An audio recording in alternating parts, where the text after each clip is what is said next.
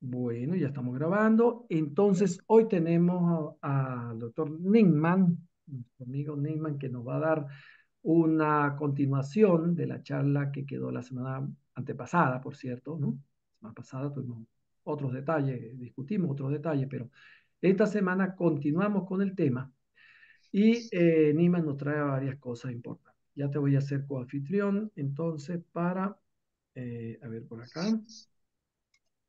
Neyman, te hago co-anfitrión.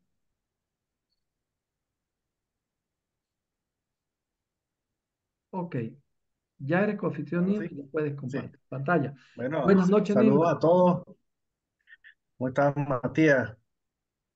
Buenas Eh, noches. Profesora, ¿cómo estamos? Bien. Marcelo. Buenas noches, ¿qué tal? A ver, entonces Marcelo también sería. nos está acompañando. ¿Cómo Marcelo, andamos? no te he saludado. ¿Cómo estás? Ya va, dice. Ahí Muy bien, está. ¿cómo están? Compartir. Ya Vez va, ¿qué? pasada, vez pasada vi en el diario Infobae un novedoso tratamiento para con ultrasonido que lograron controlar los temblores de un paciente con Parkinson. No sé si lo han leído, me pareció Sí, interesante. sí, no tiene. Esa parte de estimulaciones externas para reducir la rigidez y el temblor, más o menos. La primera vez que lo comercializaron en Colombia fue hace como 20 años. Pero me pareció muy buena idea en aquel entonces, muy práctica, porque inclusive se podía hacer con unos lentes con un micrófono en el soporte del lente y conectado a Bluetooth, que era la moda que estaba comenzando en aquel entonces. Ahora sería muchísimo más fácil hacerlo, pero no sé por qué no se ha popularizado, ¿no? Es una cuestión de intereses, creo yo. Pero sí, es muy útil, es realmente, así como dicen que es deficiente, así sí, sí es, y sí funciona. Entonces, inclusive hay una que es para Parkinson con que los lentes pueden tener o no cierta línea, como la que tienen los lentes fotocromáticos que pueden en la oscuridad tienen una situación y cuando tienen en la luz otra. Esta era un impulso eléctrico que el paciente le daba al botón y le aparecía una línea, un cuadriculado en el vidrio de los lentes, lo cual le permite al tener puntos de referencia visuales también en una fase que se llama off, poder moverse hacia adelante, hacia el punto de referencia. Y en este caso estaría en el campo visual, no estaría realmente afuera. Bueno, sí, sí, para todos siempre han encontrado un punto muy bueno y no entiendo por qué no se populariza, ¿no? De verdad que son económicos, prácticos, rápidos, cosas que se pueden hacer con mucha facilidad para los que tienen la parte tecnológica como ustedes, pero no la comercializan. Entonces, bueno, a continuar lo que habíamos hecho la vez anterior, que era, habíamos empezado dentro de la parte de electroencefalografía, ya habíamos explicado, Nelson había explicado la parte del equipo, la parte de interferencia, de impedancia, ya habíamos comenzado la parte del sistema 1020 y los tipos de electrodos que se utilizan. Que creo que Matías era el que había mencionado lo de que los electrodos intracraneales le habían parecido un poco amenazantes. Sí, algo así. Entonces, bueno, vamos con lo que sigue, ¿no? Ahora vamos a terminar el sistema 1020 y vamos a prepararnos para poder hacer el electroencefalograma. Cuando se coloca el electroencefalograma, recuerden que la vez anterior habíamos hablado de que se utilizaban puntos de referencia para distribuir los electrodos de los cuales se dispone de una manera uniforme en toda la calota craneal. Como cada persona, de acuerdo a su etnia y de acuerdo a su procedencia, historia, tiene forma diferente, la cabeza no es exactamente igual en todos, no tiene la misma morfología. Entonces, se toman puntos de referencia que son muy universales, que serían la parte anterior del trago, que estaría delante del porion, el vértex, que sería la parte más alta de la calota craneal. En este caso, en medio de la calota craneal, esto sería de un cráneo de una persona adulta, quizás mayor de 50 años, pero normalmente con las personas menores, de menor edad, hay una sutura en el centro que normalmente se ve. Esa sutura que une el frontal los parietales, en el medio de esa sutura, entre esa sutura que sería el bregma y el lambda del otro lado, se encuentra el vértex, que sería esta punta que está aquí, ¿no? Y delante de donde termina el hueso de la nariz, se une con el frontal, esa sería el nacio. Entonces, entre el nacio y el ilion, que es la protuberancia occipital externa del hueso occipital, se traza una línea imaginaria y sobre esa línea imaginaria estarían colocados los electrodos, que es más o menos la línea imaginaria donde se encuentran las estructuras basales del cráneo, del cerebro. Y entonces, no sé si voy bien, si hay algo que no se entiende, por favor les voy a pedir que me interrumpan de inmediato y yo lo puedo explicar en otras palabras. Perfecto, perfecto. Bien, entonces, ¿se entendió dónde estaba el nación? ¿Dónde estaba el ilion? En la parte posterior. Sí, perfecto. Bien, y el área anterior del trago hacia la parte más elevada del cráneo que estaría el vértex. En eso se distribuyen en porcentajes la distribución de los electrodos de manera que la distancia de cada electrodo entre sí sea muy similar. Nunca es absolutamente perfecto, pero la idea es que más o menos los electrodos que se encuentren en la calota craneal estén más a los lados, estén en el mismo punto para poder comparar un hemisferio con el otro. Entonces, ¿qué ocurre? Si yo utilizo de mi oreja, me voy hacia arriba y me encuentro con el vértex, ahí estaría CZ. A un 10% estaría T4 y a un 20% estaría C4, de mi lado derecho. Y de mi lado izquierdo, entonces tendría T3, entre CZ y T3 estaría C3, que se llaman centrales. No sé si notan que con respecto a los huesos, la F es de frontal, P del hueso parietal, T del hueso temporal y O del hueso occipital. Cuando nosotros vamos a analizar el electro, vamos a utilizar referencias monopolares referidas a un electrodo de referencia colocado en las mastoides. En algún punto recomendaron el pabellón auricular, pero las personas se molestan, se inquietan, se mueven, se les cae, y si son a menor edad, las edades extremas es más difícil mantenerlo allí, entonces se ha preferido la mastoides, pero con la condición de que no esté encima de la arteria auricular posterior. Porque por ahí pasa una arteria, y si la colocas encima de la arteria vas a tener un pulso en la mitad del trazado, porque es el electrodo de referencia. Entonces, en los electrodos bipolares, que son los que mejor nos orientan acerca de la localización y morfología de algunas ondas, entonces nos encontramos aquellos que están organizados en el papel. Nosotros usamos papel, yo aprendí fue con el papel, los polígrafos de antes, ahora con la tecnología ya esos polígrafos ya no se pasaron a la historia, pero en el trazado, en la hoja, en la pantalla donde nosotros la vemos, la distribución nos orienta también a la localización. Y siempre comparamos un hemisferio con el otro. Esto sería cruzado. Entonces se le dice el anterior, se le dice longitudinal porque es de adelante hacia atrás y los cruzados son transversales. En este caso coronales. Nima, una pregunta. Ujú. Se hacen mediciones bipolares entre el central, en el punto central, y el electrodo hacia los lados, hacia los parietales, o siempre es de un lado al otro. No, no, los bipolares son electrodos adyacentes, que están, Siempre. no necesariamente son centrales, puede estar T3 No, no, no, con T5. sí, no expresé bien la pregunta. Me refiero a el punto, si retrocedes una línea más, una diapositiva atrás, por favor.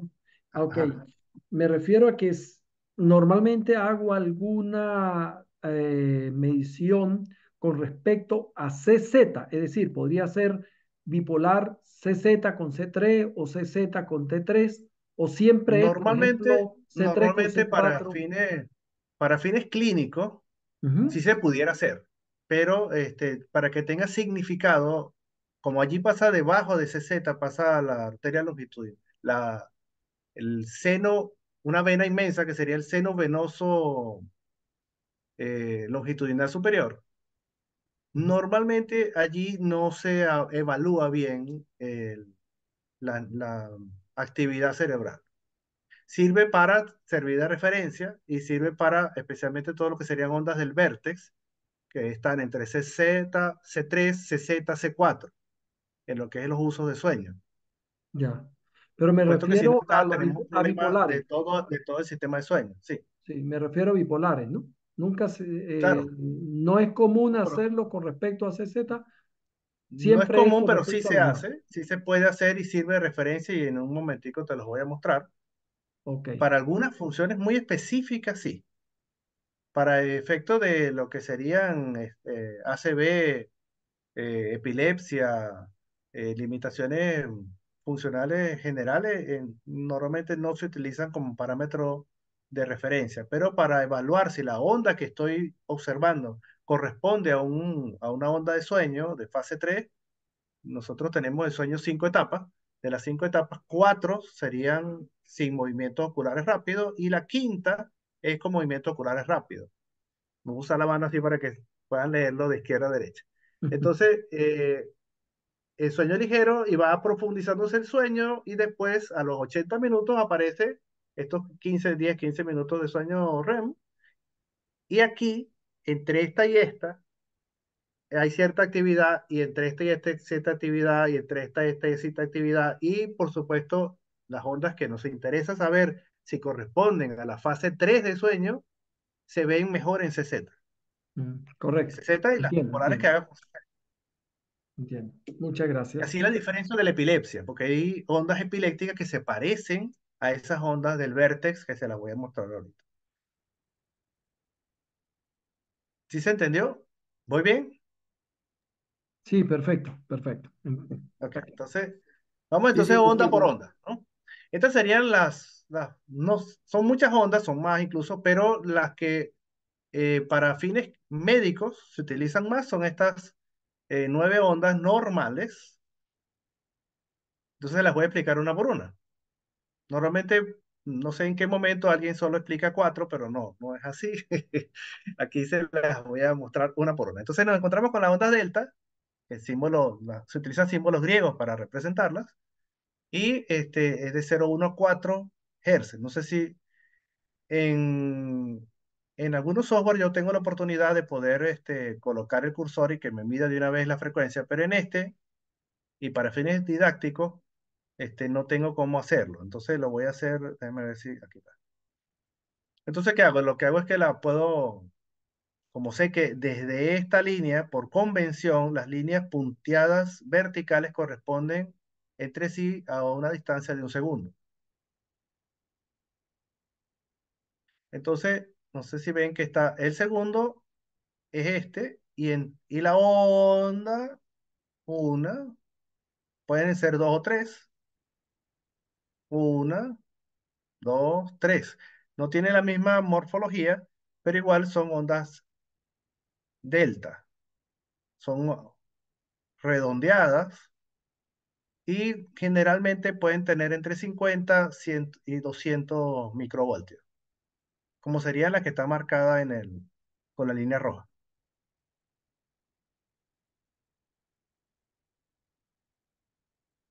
El teta, bueno, esa que no les expliqué, esa sería la onda de la cuarta fase de sueño. ¿Te acuerdas que les mencioné las 4 fases de sueño y la quinta? En un ciclo de 90 minutos normal de sueño, esta sería la cuarta, el sueño profundo. Y ya desde el nacimiento nosotros tenemos este tipo de onda. Quizás no muy organizada, pero es el tipo de onda predominante. Está la onda teta, que es esta que está aquí, no sé si la ven en centro parietal izquierdo. ¿Se acuerdan? Porque C de centro, 3 impar, P de parietal, 3 impar y está del lado izquierdo. Que serían esta de aquí, ¿no? C3, P3. P3 está hacia atrás. que sería longitudinal. En todo caso, recuerden que esta es la línea longitudinal. En esta línea longitudinal nos encontramos con esta onda típica, redondeada. Por supuesto que como la persona puede tener interferencia de otras ondas encima de las ondas teta, pero esta es la onda teta típica. Si la vemos, no mide más de, suponiendo que estamos a 25 milímetros por segundo, aun si entre punto y punto son un segundo y tengo 5 divisiones, esta sería más o menos alrededor de 200 milisegundos o menos en el ancho. Y la altura es más o menos esta, de 15 a 50 microvoltios. No aparece al nacimiento, se va desarrollando a medida que va evolucionando y desarrollándose la función cerebral y aparece entre el cuarto y sexto mes de vida. Una vez ya en el adulto, se mantiene y corresponde al sueño ligero. Cuando nosotros tenemos mucho sueño, cuando cerramos los ojos ligeramente, inicialmente hay una caída de la actividad alfa y después aparecen las ondas teta. Recuerden que cualquier pregunta en el camino me la pueden ir haciendo. Esta la amplié más para que se notara la forma fusiforme típica de las ondas alfa. Entre, entre esta línea punteada y esta línea punteada, que corresponde a un segundo de tiempo, no encontramos 1, 2, 3, 4, 5, 6, 7, 8, 9, 10, 10, casi 10 y media. Entonces, las ondas alfa corresponden de 7 a 13 Hz, normalmente de 8 a 12. Pueden ir de 20 a 60 microvoltios. Recuerden que mientras menor es la persona, más voltaje vamos a observar en el trazado. Y se le dice trazado porque antes se utilizaba una punta de tintero que hacía un trazado sobre un papel que se estaba moviendo con una tracción mecánica. En este caso, estas ondas alfa son típicas de la parte posterior. Este sería O1 o izquierdo, occipital derecho. Occipital izquierdo, occipital derecho. Y la P de parietal izquierdo, parietal derecho. Siguen siendo estas de aquí. Entonces, no sé si ven que el tamaño se pone un poco más pequeño, después un poco más grande, después más pequeño, después más grande, de manera sinusoidal. Esa sería la típica morfología de las ondas alfa. ¿Qué hace que las ondas alfa se diferencien de otras ondas? Que ellas cuando abren los ojos se bloquean, se Nim- reducen de amplitud. Niman, Cuando cierran los ojos vuelven a aparecer. ¿Sí? disculpa que te interrumpo, ¿no? Veo Bien. que aparece P3 O1 y P4 O2. O sea, ¿estamos hablando de la medición entre dos electrodos o esto es Sí. monopolar? No, no, estas son bipolares. Bipolares. Es el Bipolares registro entre esos entre dos ellas dos. electrodos. Ok, Sí. ok. Gracias. Claro, cuando es monopolar aparecería, por ejemplo, O1A, que sería la referencia a... hay dos tipos de registro monopolar, que es unilateral y bilateral. Entonces, acá estaría el O1A2, que se estila en unas técnicas, y O1A1 del mismo lado. Solo que cuando la haces del mismo lado, a veces ellas, por la posición de la onda y la colocación la forma de los potenciales, a veces se neutralizan entre sí. Entonces, por eso se prefiere que sea contralateral, la referencia. Que en este caso iría la mastoides del lado contrario. En este caso son bipolares y me gustó porque era muy típica, muy característica, ¿no? Normalmente la persistencia de las ondas alfa tiene que superar más del 85%, y entre un hemisferio y el otro, no sé si notan que hay una discreta diferencia de tamaño, de altura, entre uno y el otro. Si miran la línea punteada, notarán que puede haber un mínimo retraso de 0,01 perdón, de 10 milisegundos, suponiendo que estos fueran 200 milisegundos entre esta línea punteada y este punto que está aquí, esto sería mucho menos de 10. milisegundos de diferencia entre el punto más, más angular de esta onda y el punto más angular de la que sigue. Y el tamaño normalmente del lado derecho es ligeramente más grande que del lado izquierdo. En este caso, este es un paciente con lateralidad común, dominante, izquierda, porque los que somos diestros tenemos el hemisferio dominante del lado contralateral, del lado contrario, que sería el izquierdo.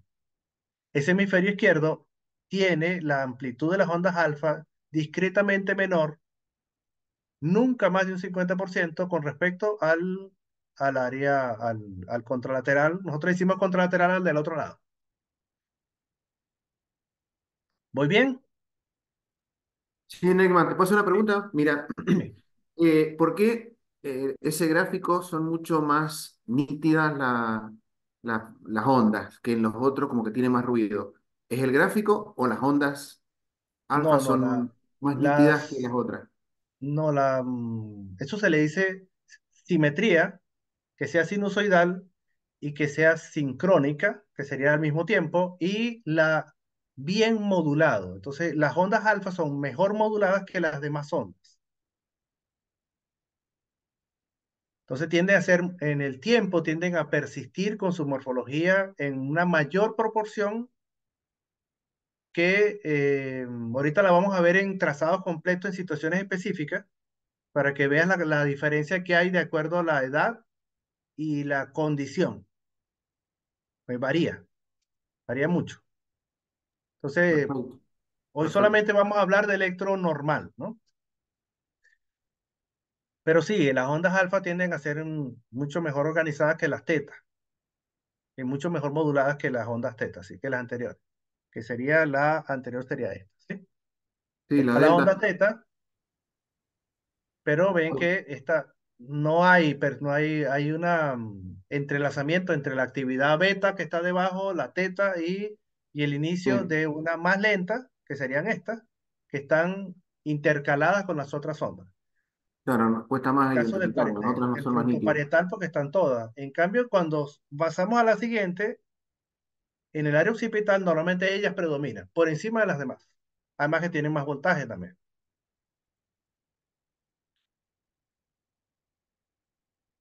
En el caso de la onda beta, vamos a buscar fundamentalmente en el área frontal, aquí. Por eso es muy importante que la persona esté relajada, porque si levanta la ceja, no se ve. Si mueve debajo del electrodo, mueve algún músculo, no se ve.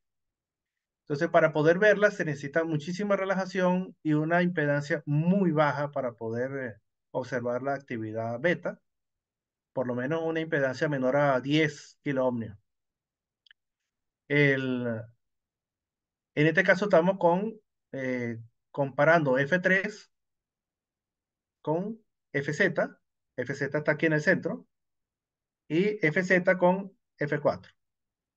Y notarán que en algunos momentos se ve una onda que parece chiquitica, pequeña, bien pequeña, no sé si la ven, que está intercalada con estas. Esta sería en un paciente que está relajado, que está intercalando ondas alfa de muy bajo voltaje con otras beta que serían estas. No sé si las notan, que a veces parecen medio angulares, no son angulares, no son espiculares, pero sí son muy finitas, muy pequeñas y muy frecuentes.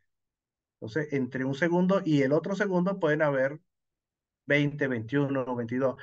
Rara vez las ondas beta llegan a 25.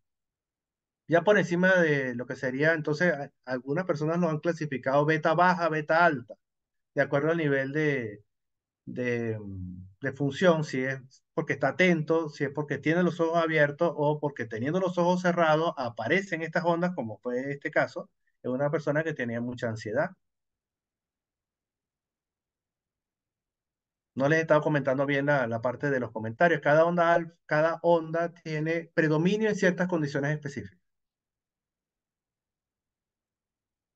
Ahora vamos con las ondas gamma, que son muchísimo más finitas, son un poquito más agudas, están intercaladas con este caso contra las ondas beta de fondo. Ellas pueden ir de 30 a 100 Hz, normalmente 70, y un voltaje que varía tanto como la de las betas, pero no aparece desde el nacimiento. Empieza a formarse después de los 3 a 6 meses de edad. Y se ha relacionado la presencia de las ondas gamma con actividades de percepción y ejecución. Ejecución sería como cuando nosotros queremos hacer algo, lo pensamos, lo elaboramos y nos movemos voluntariamente a hacer eso que estamos pensando. Está la onda sigma, normal también, que corresponde, generalmente se ve en la fase de sueño no REM. O sea, no REM significa, este, no tiene movimientos rápidos de los ojos. No se recuerda que habían 4 fases, 5 fases de sueño, de las cuales 4 no movían rápido los ojos y la última sí lo hacía. En este caso, esta sería la segunda. Y tiende a ser sincrónico después de los 2 meses de edad. Su amplitud siempre es menor a 50 microvoltios y corresponde realmente a estas ondas. Ahora, ¿qué pasa con estas ondas? No sé si parecen, no sé si las recuerdan a las ondas alfa, solo que ellas muy rara vez son sinusoidales, generalmente no lo son y tienden a estar en áreas frontales, no en áreas occipitales, no en la localización habitual de las ondas alfa. Y generalmente, como están en fase de sueño, hay otras características en todo el trazado que da orientación en que el paciente se está durmiendo, está dormido, inclusive se hacen ruido, la gente puede hablar alrededor y la persona está profundamente, relativamente dormida, quizá no profundo, si lo toca se despierta. Y después de estas ondas sigmas, característicamente vienen unas ondas amplias, grandes, con tendencia a ser espiculares, que son lo que llaman ondas del vértex, que ahorita se las voy a mostrar. La onda mu también aparece en centrales, se parece a la onda alfa, pero difiere de aquella porque no es completamente redondeada, sino que uno de los lados es como puntiagudo. Nosotros le decimos espicular o le decimos aguda, al final es una punta, y del otro lado, cuando se recupera, es redondeada. Punta redonda, punta redonda. Esa morfología no corresponde a las ondas alfa y normalmente tampoco son sinusoidales y tienen un poquito mayor de frecuencia, ¿no? Entonces ya pueden, a pesar de que puede ser de 8 a 10, la computadora las registra como si fueran alfa, pero es un alfa que está en C3 y C4, donde normalmente no es el área típica de su localización. Comienza a desarrollarse con lo que es la parte de inhibición motora de grupos musculares cuando se quiere realizar un movimiento, tanto en la preparación como en su realización. Esa actividad cerebral coordinada se hace mejor en el adolescente de 7 a 8 años y mejora mucho más después de los 10. Por supuesto, un niño de 4 años nos vamos a ver onda mu. En las ondas lambda también se desarrollan después de los 10 años de edad. Son frecuentes verlos, son como ondas así como las que se ven aquí, amplias. Son de una frecuencia que la computadora registra como si fueran teta, pero no son teta y tienden a ser posteriores, generalmente occipitales, y tienen esta punta, esta forma como de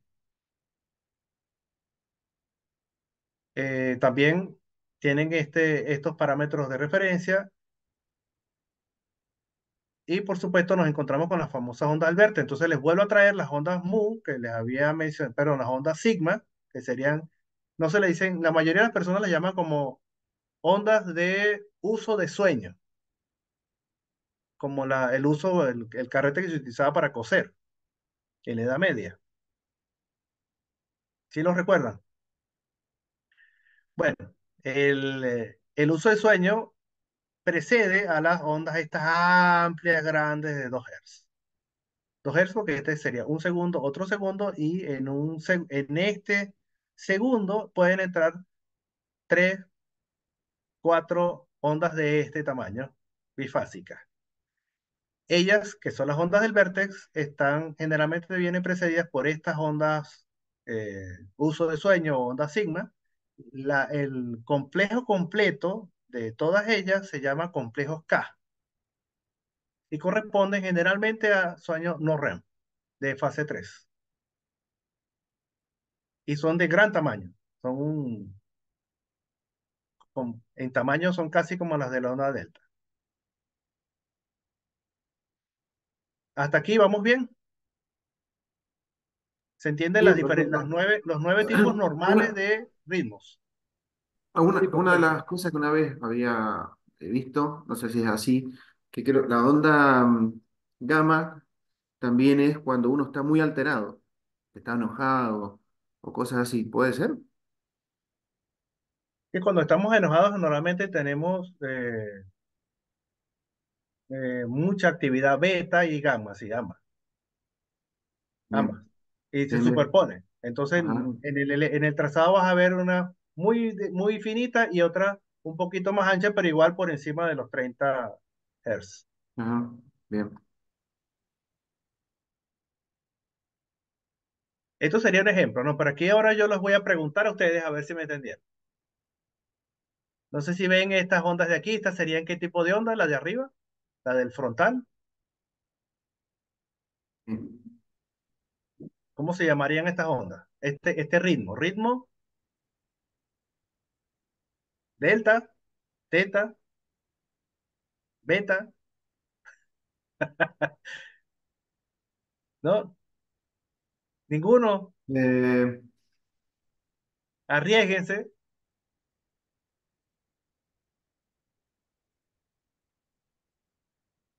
Más fácil, más fácil. son, son Esta ondas, onda, en principio, perdón, en principio no tienen mucha amplitud, voltaje, o sea, ajá, tiene que ser, pequeña. Muy bien. Segundo, no sé si ven que son muchas, son muy frecuentes. o sea, que una frecuencia alta, una Si me gama, pongo algo a así puede ser. contarlas una por uno, fácil llego a 19. Entonces son ondas gamma, Beta. Las gamas beta. generalmente son por encima de 30. Ah, dijiste 29, bien. Claro, 19. Esta sería más o Bien. menos, Beta, bien. bien, esta sería la típica, así la ves, no sé si la ves pequeñita. Claro, nosotros normalmente vemos el trazado completo y no es lo mismo verla en separada que todo al mismo tiempo, ¿no? En este mismo trazado vamos a encontrar estas que son sinusoidales, que crecen, disminuyen y andan en esta frecuencia. Tienen una frecuencia más o menos de 10, de 11, 12. ¿Qué onda sería esta posterior en el occipital? Alfa, Alfa. Cónchale. Marcelo, así es.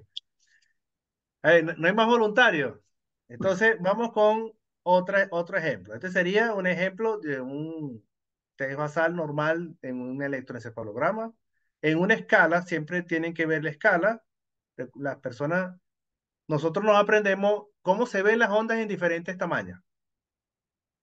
Y en el contexto es que podemos saber cuáles son. En este caso, esta sería la típica imagen de un trazado a escala de 10 microvoltios por milímetro. Y a una velocidad de 30 milímetros por segundo, que sería entre una línea punteada y la siguiente línea punteada. Estos son el filtro de paso alto y el filtro de paso bajo.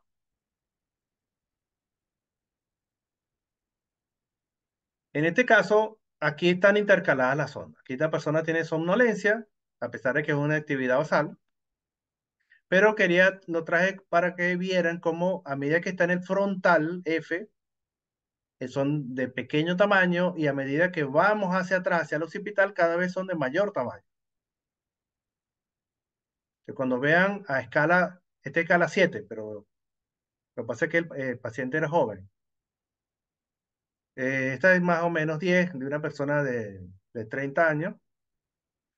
En este caso venía con la onda alfa y lo típico de la onda alfa es esto, que abre los ojos y se bloquea. Nosotros le hicimos bloqueo a esto, una disminución muy significativa, que se nota la diferencia entre este tamaño y este tamaño anterior, a pesar de que sí siguen estando las ondas alfa, pero mucho más pequeñas, inclusive más frecuentes, y vuelve, una vez cerrados los ojos, de inmediato vuelve a reiniciarse la actividad alfa posterior. No sé ¿Eso si es ven eso que todas las de que alfas, uno se distrae cuando abre los ojos? ¿O algo así o no?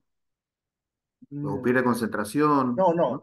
cuando el alfa es en el área posterior cuando estás relajado, en vigilia. Primero tienes que estar en vigilia, despierto, relajado y con los ojos cerrados. Si abres los ojos, a esa zona del cerebro va a entrar una enorme cantidad de información a través de nuestras neuronas que hacen un trayecto hasta llegar al área posterior, que es donde están estos electrodos. No sé si ven, si notan que estas ondas alfa están en las O, en las occipitales, y algo de ondas alfa en las T, en Bien, las temporales. Entonces, de aquí, desde las orejas hacia atrás, la parte del tenemos cerebro. esas ondas alfa. Y cuando nosotros abrimos los ojos, a través de nuestras retinas entran una enorme cantidad de impulsos, primero fótico, eléctrico, y toda esa electricidad en etapas va pasando muy rápido a la zona posterior y ocupa toda la función. Entonces la onda alfa se suprime porque ya deja de haber coordinación y hay una especie de función caótica, donde muchísimas neuronas que no estaban trabajando empiezan a trabajar y todas están haciendo relación para identificar, este, ubicar en patrones, para hacer seguimiento, comprensión y percepción y conciencia de aquello que nosotros estamos observando. Porque a medida cuando vemos algo, una parte de nuestro cuerpo se defiende a la luz, hace reacciones autonómicas, otra parte eh, lo asocia a áreas, a memoria visual de las cosas que estamos viendo, lo compara con cosas que ya conoce, le busca los patrones y todo eso lo hace en milisegundos. Incluso la respuesta que vamos a hacer ante aquello que estamos viendo, si es algo que nos amenaza directamente al ojo o que está cerca o que nosotros tenemos que desplazarnos porque alguien viene y simplemente está ocupando nuestro espacio territorial, nuestro cerebro tiene ya todos esos aprendizajes, relaciona todas las neuronas que tienen ese aprendizaje y al final todas están trabajando para poder mantenernos de pie en relación, mantener la distancia espacial. Lo que vamos a hacer, preparar el cuerpo para ese movimiento y guardar memoria tanto de lo que hacemos como relacionar ese hecho con lo que ya conocemos. Todo en milisegundos. Por eso es que hay el bloqueo, por eso es que vemos este cambio de morfología. Ahora, esto no ocurre con las otras ondas de la misma manera. Eso es muy característico de la onda alfa. Ahora, ¿qué pasa con el área posterior? Con el área posterior tenemos, vamos a poner una que tenga ondas alfa, por ejemplo, aquí viene la onda alfa en el occipital y de repente le meto una señal, a pesar de que la persona tiene los ojos cerrados, yo le pongo una estimulación fótica, una fotoestimulación sobre los ojos a 16 Hz durante 30 milisegundos. Entonces, no sé si ven abajo unas líneas rojas, ¿se ven? En la parte de abajo de la Sí, pantalla. Sí, se sí, sí, nota. sí, sí. Entonces, cada punto rojo corresponde a un estímulo fótico. A pesar de que la persona tiene los ojos cerrados, nuestros ojos, nuestra retina sigue viendo. Entonces, no sé si notan que a pesar de que para la persona es como una sola luz uniforme, pero para nuestro cerebro, él logra separar, nuestras neuronas logran separar cada estímulo fótico y seguirlo. Aparece uno hasta uno aquí. Entonces venía con una frecuencia de alrededor de 10 Hz y pasa a 16 cuando empieza el estímulo. Demora en hacerlo menos de 200 milisegundos. Este seguimiento nosotros le decimos seguimiento estroboscópico y se espera que ocurra de una persona normal que tenga toda su vía visual completa, intacta. Y lo hace, sin embargo, no sé si notan que del lado izquierdo es de mayor tamaño que del lado que en otras áreas. Esto puede ocurrir, porque todas deberían ser muy similares, esto puede ocurrir por según la localización de los electrodos. Puede ser que hayan estado colocados en mala posición, porque la diferencia en amplitud normalmente no es tan grande. Asimismo, si vamos hacia la parte frontal, vamos a ver que son mucho más chiquitas. Y a pesar de la fotoestimulación, el alfa no se interrumpe. Pero en el beta, la actividad beta que está aquí chiquitica, ¿la ven? Que parece una línea dentada, chiquita, muy pequeña. Hay otra maniobra que nosotros llamamos eso maniobras de activación, porque cuando lo hacemos, la persona normal tiende a responder de una manera y la persona que tiene alguna alteración cerebral tiende a responder de otra, incluso con ondas que son anormales, que las iremos a ver, si no la próxima, la que sigue. En este caso, ven en la onda alfa posterior y cuando la persona empieza a estar respirando, a veces se suprime y hay también se puede suprimir por la concentración. Si la persona está pensando o le cuesta o está haciendo la hiperventilación para producir la alcalosis respiratoria, que genera un cambio de pH en sangre muy leve y una respuesta vascular sistémica también proporcional. En este caso, pudiera haber estado haciendo la hiperventilación y al mismo tiempo estar pensando cuando estaba subiendo una montaña y eso también puede reducir la amplitud del alfa. Este sería lo normal en una persona con mucha somnolencia, estaría en la fase uno. Ven como dentro de la frontal se meten estas ondas teta. ¿La ven? Esta de aquí. Entonces tiene esbozos como que quiere hacer beta, pero no puede, y entra la teta que es de mayor potencia. Lo mismo, la persona está empezando a dormirse y ya el alfa, que era posterior, empieza a ser empieza a desplazarse hacia adelante. Y en algún momento hace esto, hace unas ondas centrales en todo el trazado, especialmente en áreas la que mayor voltaje tiene esta PZ o Z, que es lo que lo caracteriza en lo que serían las ondas del vértex, porque son ondas que comienzan generalmente aquí. O aquí, si no comienzan aquí, ahí son de mayor amplitud y tienen que ser simétricas de ambos lados. En la fase 2 entonces, vamos a esta sí sería una onda teta típica, no tan bien modulada como las alfa, pero se ve que es más lenta que una alfa común. Y luego viene la fase, al final de la fase 2 estas, que son ondas agudas, que son las del vértex, de mayor tamaño en la Z, que sería la línea central, intercaladas con ondas que parecen alfa, pero están en el área frontal, y por la forma, la localización, nosotros, y que no tiene la morfología completa del alfa, esas son muy parecidas, pero son ondas sigma, ondas de uso de sueño. En la fase 3 aparecen muchas más ondas del vértex. Y ya en la fase 4, no sé si notan que hay mucho delta, muchas ondas que pudieran ser de 2 o 3 Hz en todo el trazado. A veces aparece una onda sigma que parece alfa, pero en general son ondas lentas en todas trazadas. Y este es sueño profundo. Yo le mencioné que en el sueño profundo, estas ondas del vértex que a veces aparecen, que son un poco más agudas, un poco más altas, estas ondas delta pueden llegar a tener hasta casi 200 microvoltios, ¿ven? 168, 251 microvoltios en el PZ.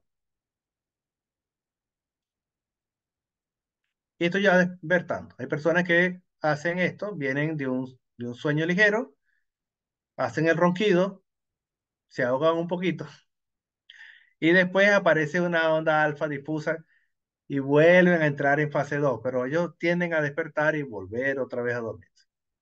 Las ondas mu ya se las había mencionado y las ondas lambda del área posterior de lo occipital también se las había mencionado que son angulares. Estos también es normal en un adolescente que sean estas ondas amplias, ondas angulares en el área occipital, que tienden a ser, a pesar de que son bilaterales, porque está temporoccipital izquierdo, temporoccipital derecho, ven la diferencia de tamaño, pero son sincrónicas. Entonces, la presencia de algo que si estuviera sola, estuviera en otra parte, fuera normal. Pero está en ese lugar, a esa edad, y está sincrónica. Entonces ya sugiere que no es anormal, es normal. Entonces las mismas características pueden ser anormales si están en otros lugares. Neymar, Sí. sí o sí, vos dijiste que para entrar a un sueño profundo son 80 minutos, 90 minutos.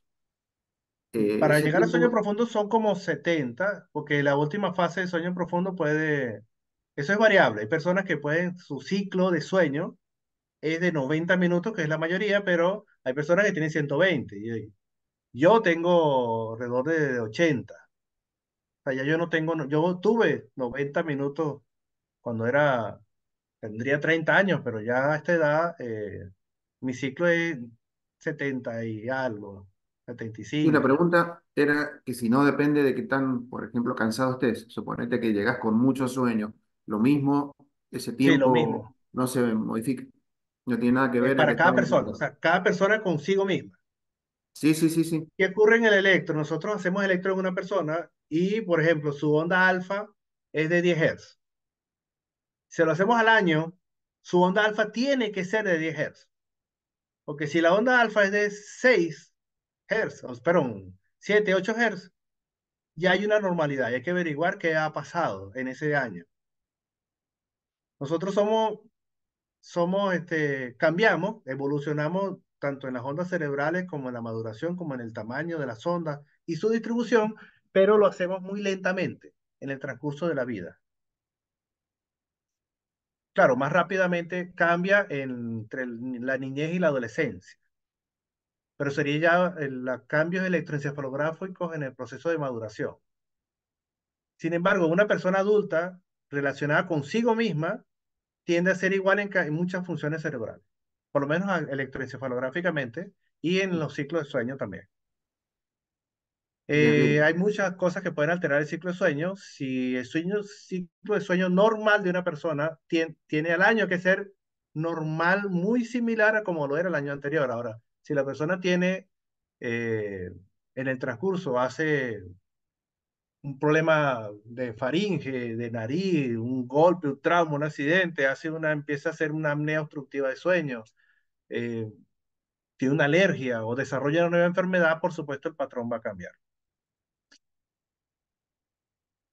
No, sí, sí, la pregunta iba así en el día, suponete tuviste un mal día o un día muy alterado, si te modificaba el sueño, el tiempo para llegar al sueño profundo respecto de un día relajado, por ejemplo. Eso iba la pregunta.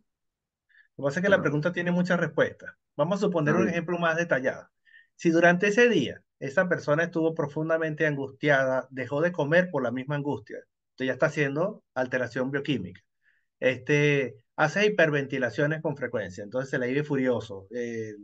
Entonces estamos hablando ya de una alcalosis respiratoria transitoria.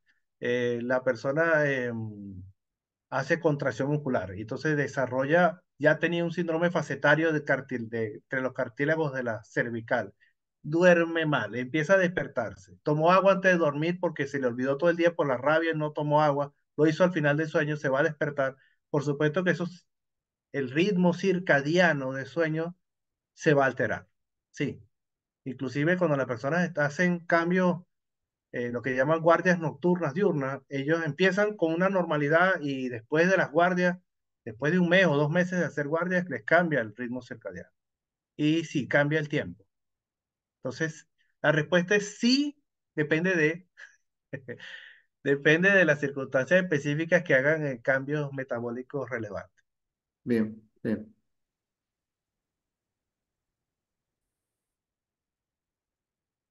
No sé si vamos bien. Esta es otra cosa. Es normal que se vea en el no sé si ven que esta onda frontal, FP1, F7, sería frontopolar, F7, que estaría aquí, estos dos electrodos. Entonces, notan que lentamente hay está la onda beta, pero está una onda lenta, así como que sube y baja el trazado, ¿sí? ¿Lo notan? Este se ve mejor. que va y sube y baja. Eso lo hace Se ve. normalmente los movimientos oculares lentos. La persona cierra los ojos y mira un rato así, y lentamente, sin darse cuenta, va mirando hacia el otro lado.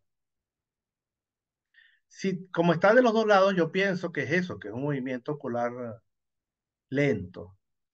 Cuando es de un solo lado, entonces reviso los electrodos a ver si hay un problema de impedancia. Y si no lo hay, a veces hay algunas alteraciones que corresponden a su duración. Esta es una que hice de un paciente de 20 años, aquí está, que aquí está la onda alfa y cuando lo pongo a visualizar, ven cómo hace bloqueo sin abrir los ojos. Hace una reducción en algunas áreas del cerebro, hace reducción del tamaño de las ondas alfa. Solo imaginando.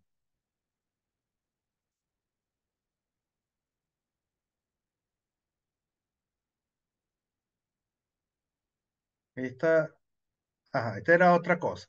Esta fue una lesión postraumática, pero estas son anormalidades. Entonces yo quería dejar las anormalidades para la semana que viene, para terminar hasta aquí, hasta la anterior, todo lo que se considera normal, y ya para la próxima semana empezar a traerles dudas específicas. Si tienen familiares, dudas que quieran saber cómo se vería un electroencefalograma en esas circunstancias, se lo puedo conseguir.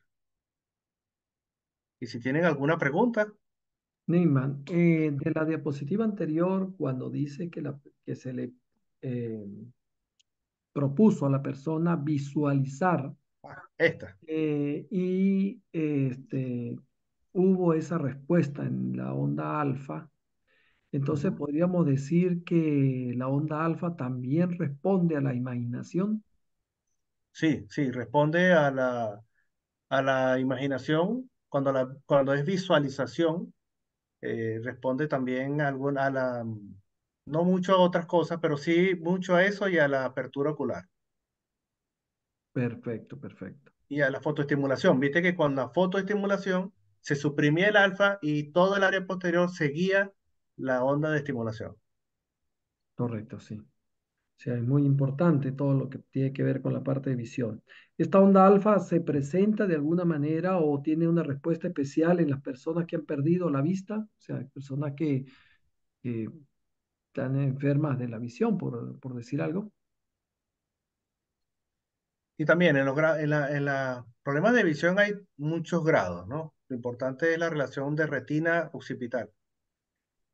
Y también la cantidad de lumens que reciben, porque hay personas que son ciegas parcialmente, no son, tienen ciertos grados de reducción de campo visual, reducción de, de la capacidad para poder recibir fotones del ambiente, el número de neuronas que se encuentran. Hay muchas patologías que en general las meten dentro de la ceguera,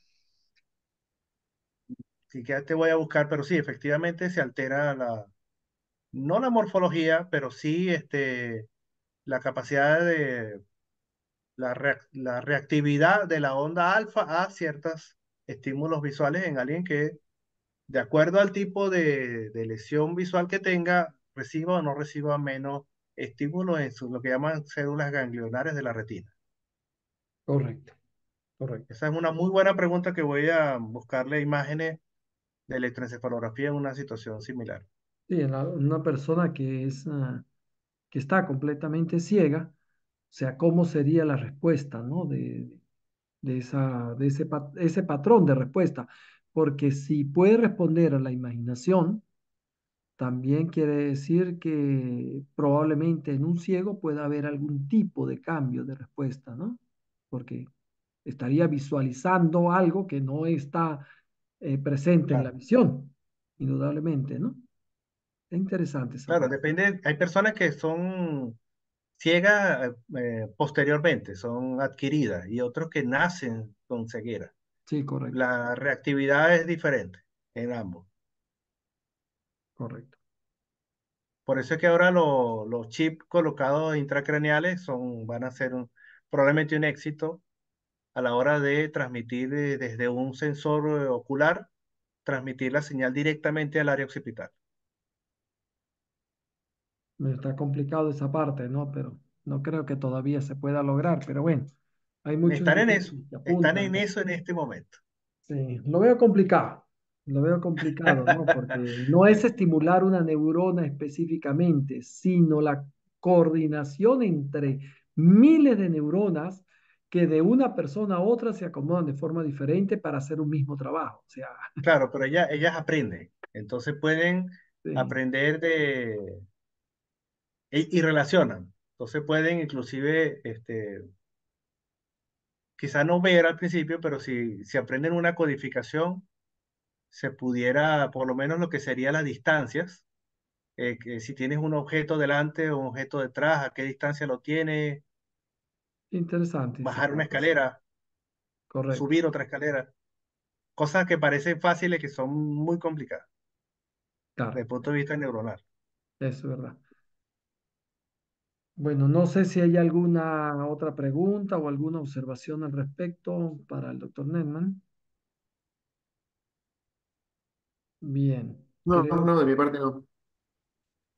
creo que estuvo muy interesante la presentación de hoy y aclara muchas dudas en cuanto a el tema específico que deseamos, justamente a lo que deseamos adquirir, ¿no? Que es cuáles son las señales que pretendemos adquirir y bueno, entre qué electrodos debemos tomarlo. Y bueno, de ahí en adelante se me O abren, se pueden, lo que yo he estudiado hasta ahora para el uso de 8 electrodos en lo que queremos hacer, no hay antecedentes con respecto hasta ahora que yo haya conseguido entre el uso de 8 electrodos para evaluar emociones. Pero sí, efectivamente, la relación, la diferencia de la onda mu, que se parece a la onda alfa, con respecto a los orbitales, es que la onda mu, cuando abres los ojos, no reacciona igual, pues no puede permanecer. correcto, correcto, Y tampoco vamos a poder usar señales que estén en la frente, porque va a estar viendo, moviendo, haciendo gestos con la cara. claro.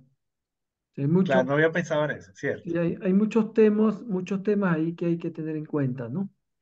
Pero bueno, es un reto en el que nos hemos propuesto, así es que queda pendiente para ir poco a poco agregando un poquito cada vez más a este rompecabezas, ¿no? Para ver hasta dónde podemos llegar. Bueno, no sé si hay alguna otra pregunta, entonces dejamos la